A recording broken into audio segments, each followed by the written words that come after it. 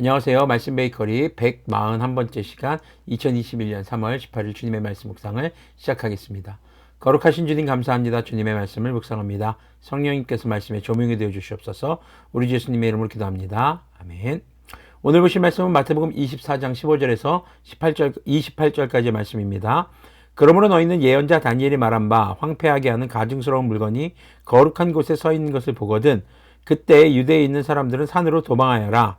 자, 이 가증스러운 물건이 과연 무엇일까에 대한 여러 가지 의견들이 있습니다. 그 중에서 가장 좀 가능성이 높아 보이는 유력한 것을 여러분들에게 말씀드리면은, 예루살렘의 AD 66년 경에 완전히 포위당하고 70년에 로마에 의해서 완전히 멸망당하는 사건이 있었습니다.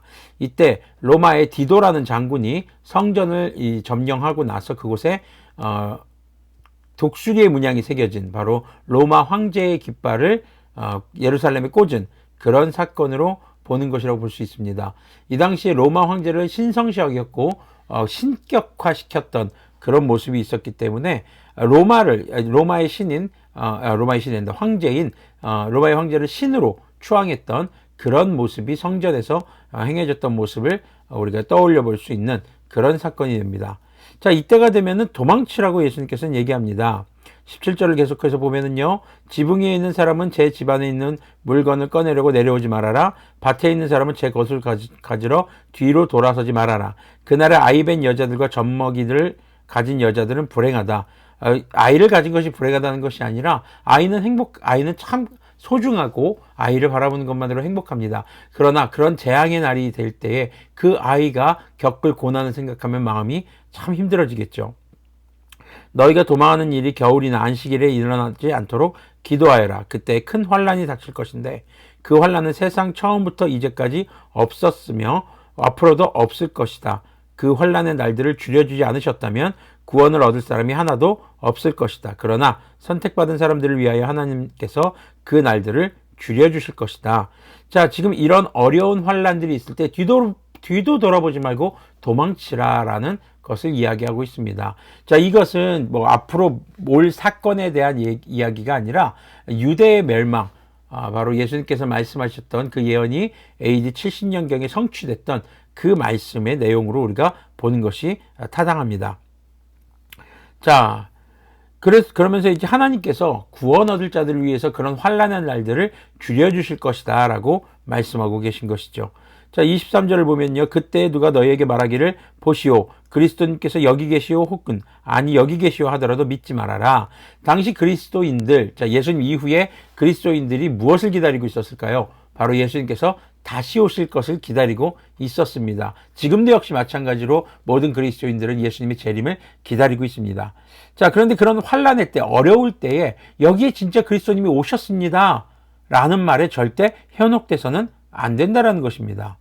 24절 계속 보면요. 거짓 그리스도들과 거짓 예언자들이 일어나서 큰 표징과 기적을 일으키면서 할 수만 있으면 선택받은 사람들까지도 홀릴 것이다. 자, 큰 표징과 기적, 놀라운 어떤 기적 같은 일들을 이 거짓 그리스도인들이나 거짓 예언자들도 한다라는 것입니다. 그러니까 어제 말씀과 더불어서 어떤 징조들, 마지막 때 이런 일이 일어날 것이다라는 징조들을 통해서 이때가 마지막 때다라고 확신할 수는 없습니다. 그런 일들이 마지막 때 전에 올 것이다라는 것이죠. 우리가 역시 마찬가지입니다.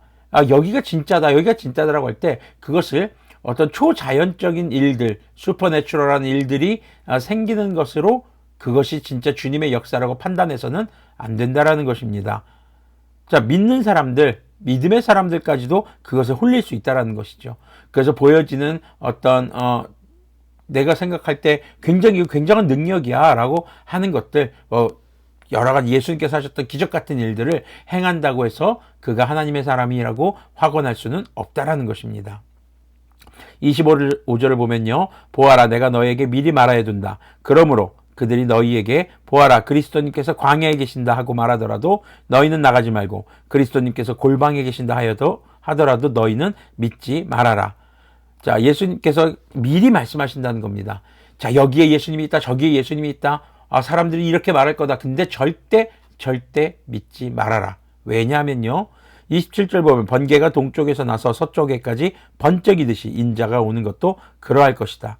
죽음에 있는 곳에도 독수리가 모여들 것이다. 28절의 내용을 우리가 잘 이해해야 됩니다. 죽음이 있는 곳, 시체가 있는 곳에 독수리들이 모여드는 것처럼 누가 봐도 예수님이 오신다라는 것을 확실히 알 수 있는 그런 모습으로 예수님께서는 오신다는 겁니다. 언제 오실지는 알 수 없지만 누가 보더라도 예수님의 재림이라는 것을 알 수 있는 모습으로 오시는 것이기 때문에 나만 모르는 상태에서 다른 사람만 예수님의 오신 것을 알게 되는 그런 상황은 없을 거라는 것이죠. 그래서 마지막 때가 될수록 거짓 예언자들, 거짓 그리스도들이 등장을 합니다. 그럴 때에 우리는 이 말씀을 의지해서 누구나도 분명하게 알 수 있는, 이 말씀의 글을 보고 있는 여러분들도 저도 알 수 있는 모습으로 예수님께서는 다시 오실 것입니다. 자, 그런데 아까 말했던 유대의 멸망을 앞두고 AD 70년경에 일어났던 이 일들을 우리는 오늘날 어떻게 적용해야 할까요? 가증스러운 것이 거룩한 곳에 서는 것을 보거든 도망치라는 겁니다. 자, 이것을 우리의 삶에 적용해 보면 죄의 현장에서 도망쳐야 하는 것입니다. 죄의 현장에서 빨리 벗어나야 하는 것입니다. 그 죄가 나의 삶에 영향을 끼치지 못하도록. 그리고 무엇을 기다려야 합니까? 거룩함을 유지한 채 예수님께서 다시 오실 날을 기다리는 그런 우리가 되어야 할 것입니다. 우리가 살아가다 보면은 하나님께서 원치 않는 것임을 분별할 수 있을 때가 분명히 있습니다. 죄인 것을 알 수 있습니다. 그것이 죄라는 것을 깨달으셨을 때 그 죄의 현장에서 도망치시고 벗어나십시오. 여러분들에게 거짓 예언자들이 다가올 수 있습니다. 거짓 그리스도들이 등장할 수 있습니다. 여러 가지 현란한 기적과 또 표징으로 우리들을 혼란스럽게 할 수도 있습니다. 그럴 때 우리는 이 말씀을 의지해서 도망쳐야 합니다. 예수님께서 다시 오시는 것은 누구라도 알 수 있게 오신다고 하셨습니다. 여러분들 잘 모르겠으면 도망치십시오. 이게 그리스도님의 역사다, 저게 그리스도님의 역사다. 누가 보더라도 주님께서 오신다라는 것을 알 수 있게 오신다고 하셨던 그 말씀을 의지해서 죄의 현장, 가증스러운 것이 하나님의 자리, 예배의 그 영광을 받으시는 자리에 가로채는 그런 가증스러운 자리들, 특히 오늘날에는 많은 종교 지도자들이 당시의 대제사장들이나 바리새인들, 율법학자들과 마찬가지로 자기의 권력을 위해서 말씀을 이용하는 사례들이 참 많아지고 있습니다. 그럴 경우 그런 것을 깨달았을 때 여러분들이 주님의 은혜인 것을 깨닫고 속히 도망쳐서 주님을 온전히 예배할 수 있는 곳으로 그렇게 안전한 주님의 날개 아래에 주님 나라 오시는 그날까지 여러분들의 거룩함을 잃지 않으시기를 소망합니다. 기도하겠습니다. 거룩하신 주님 감사합니다. 마지막 때가 될수록 여기가 진짜다 저기가 진짜다 말을 합니다.